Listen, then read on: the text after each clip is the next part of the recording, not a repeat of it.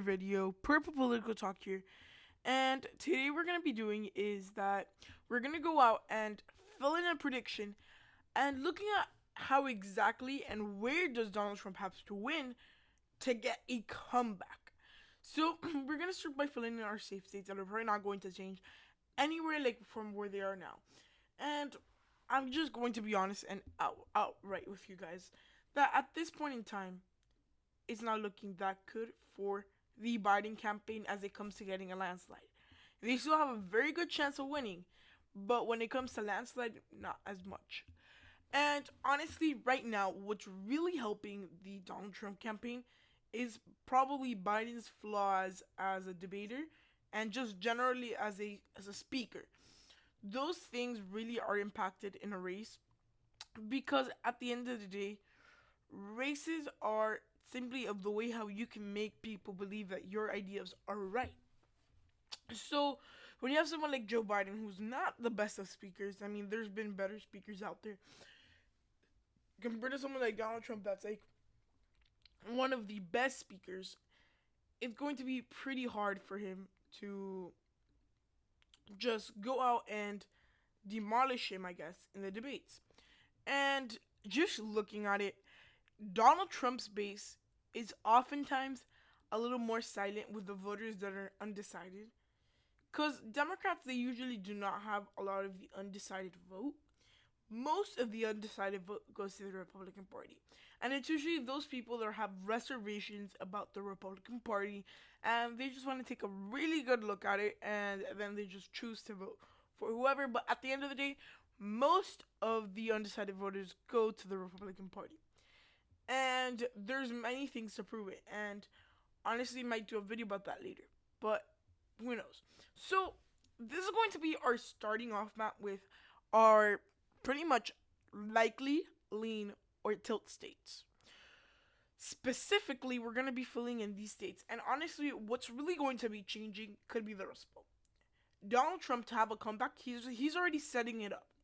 And how is he doing this? Well, he started having rallies, which just simply pumps up his base. And Donald Trump's base is not like Joe Biden's. His are probably middle-aged people, I would say. Most of them, I mean, the big majority are middle-aged people, as well. He has strong support, growing support among millennials and things like that. And you might say all millennials go for the Democrats. That's not true. There is a small percentage, but it's still a it's a chunk of millennials that go vote for the Republican Party, and that really just helps them out. And honestly, right now, these three states that I just filled in, Nevada, Colorado, and Virginia, these states honestly don't have as big of a chance of flipping for the Donald Trump campaign. Joe Biden's going to win these considerably. And if we're talking on not a margin type of level, but rather a how solid it is for one party or another, I would say that these three states would be safe, quote unquote. But looking at margins, it looks like maybe 5 to 10%. And honestly, if we start filling other states like New Hampshire, that is also another state that probably has a more bigger chance of Donald Trump going out and winning. But at the end of the day, it's still looking like it's going to go to the Democrats by at least 5 points.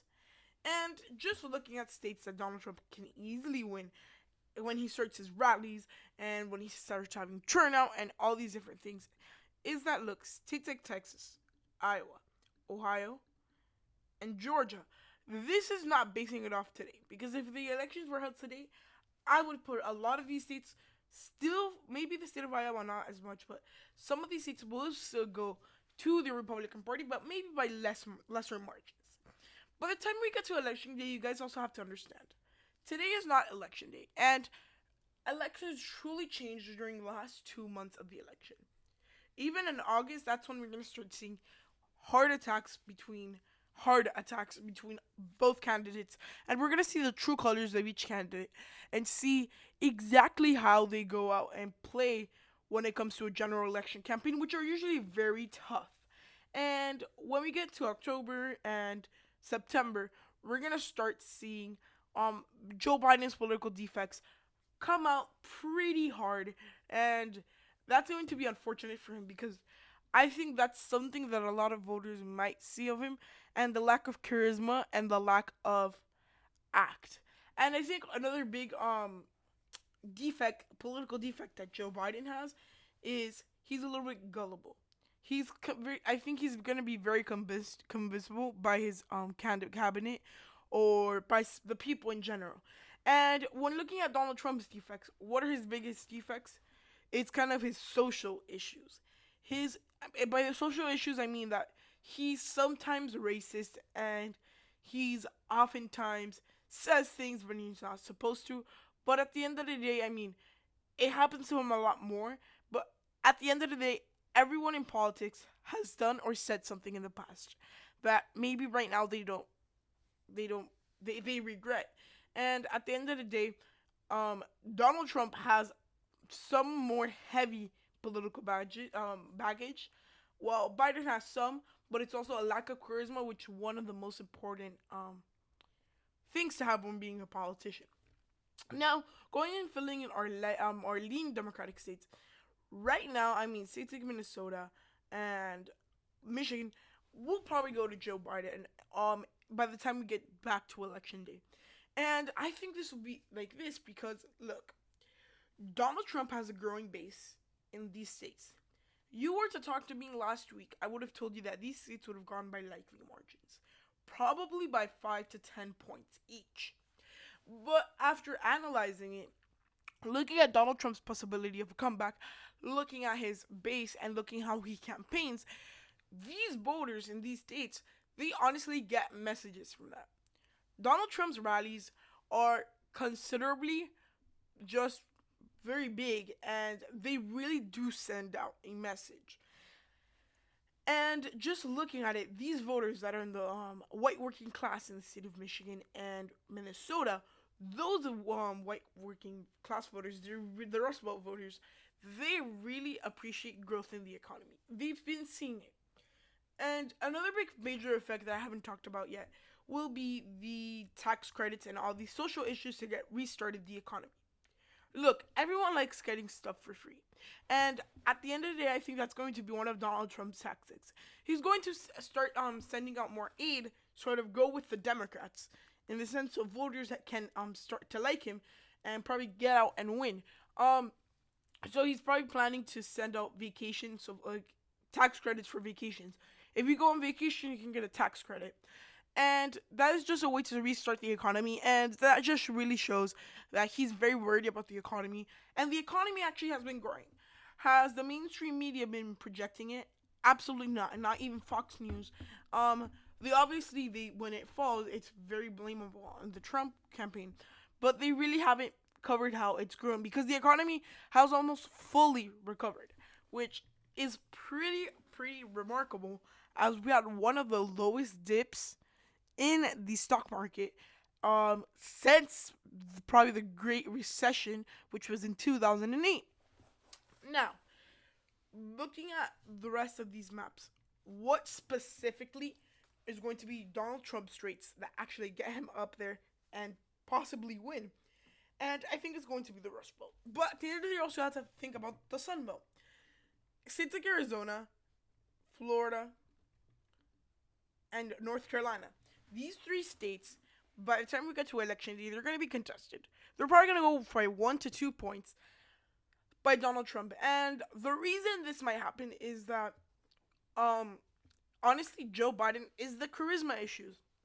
Look, and another big thing that you guys have to analyze is that, remember, if you're comparing these races to the 2018 midterms, like maybe a Montana with Joe Biden winning, or Texas with Joe Biden winning, or Arizona even with Joe Biden winning by somehow winning, these seats are not going to be, they're going to be a little less contested, but Joe Biden still has a good shot at most of these seats that were close in 2018. And the reason it's not going to be spot on, it's not going to be the same amount, probably going to be less, is because these are statewide races, and these candidates are focused on winning these races. Joe Biden has to juggle 49 other states, well, 50 if you're counting DC, 50 other states at the same time when you're campaigning in Texas, or Arizona, or Florida, or North Carolina. And at the end of the day, that's going to be a very big impact on how Biden campaigns. And that would really affect these states that are very high attention states: North Carolina, Florida, and Arizona. During the 2016 election, I think these were the, not Arizona as much, but probably North Carolina and Florida were some of the most touched states by the campaigns. They were all spending their time and money in the state of Florida and North Carolina, which ended up helping out Donald Trump. And I'm going to make a video specifically about the state of Florida because there's a lot of people that argue one thing, a lot of people that argue another, and I think I'm just going to go down and analyze it in its own video. So, these are all our lean states. We're currently at 258 to 248. Realistically, what's going to decide this election would be Donald Trump's ability to work with the Midwestern voter. And I mean, I forgot to fill in these two states. The two districts. These two districts, I'm just gonna keep them kind of standard, going at the likely margins for Donald Trump. Yeah, there's some information there, but again, don't believe absolutely everything the poll says. Yeah, the polling averages and everything, but look.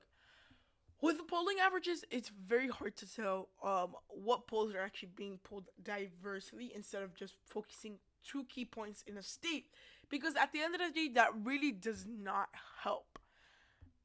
Because just think about it. You have these states that you're getting pulled in just Democratic areas or just Republican areas. That's biased, and then there is no way to tell, well, if these people hadn't voted, this would have been the result. Because then it's getting into manipulating the results. So I think some of the best ways to predict the race would be one by the stock markets, and the betting markets. The betting markets. So people can see if people are spending their money on something, it's because they have a good idea of what it will be.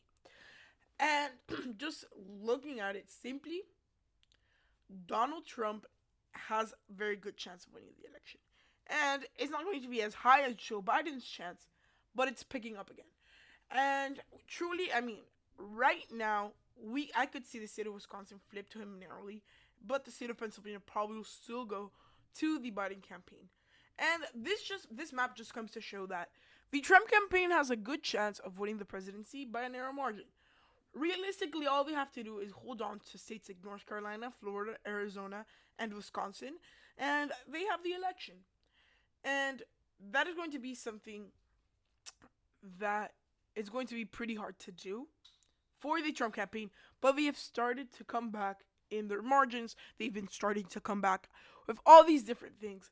And at the end of the day, I think the effort that the Trump campaign is making shouldn't go unnoticed. I know that there's a lot of Democrats, especially out in the social media platforms and things like that. And I think Donald Trump is doing a good job just going out and campaigning all these different things, especially through Twitter. And through the pandemic, we saw how the forms of evolution of the campaigns have evolved. So, for example, now people are campaigning through Twitter. Before, imagine in 2008, no one would have done that. And it's going to be a very interesting dynamic as we still are sort of social distancing. But at the end of the day, this election will be close. And for my final analysis for Donald Trump's kind of comeback chance and things like that, 270 for Donald Trump and 268 for Biden Harris. Can this expand for either party? Absolutely. But right now, the only way I'm seeing it for Donald Trump's comeback, right now it's looking like this would be the map. Maybe we could start seeing Pennsylvania or Michigan go to them. But it's looking like it will be kind of unlikely as of now. So guys, I hope you enjoyed this video. Please give it a thumbs up. If you want to join the Patreon and get exclusive classes of how to make an election night, or just get in contact with me, go check out the Patreon link down below. And yeah, also, please like and subscribe and give me a huge thumbs up. And hit your post notifications buttons to get notified every time I post a video. Join the giveaway link down below, as there's a couple days left to join the giveaway. And I hope you enjoyed the video. Bye.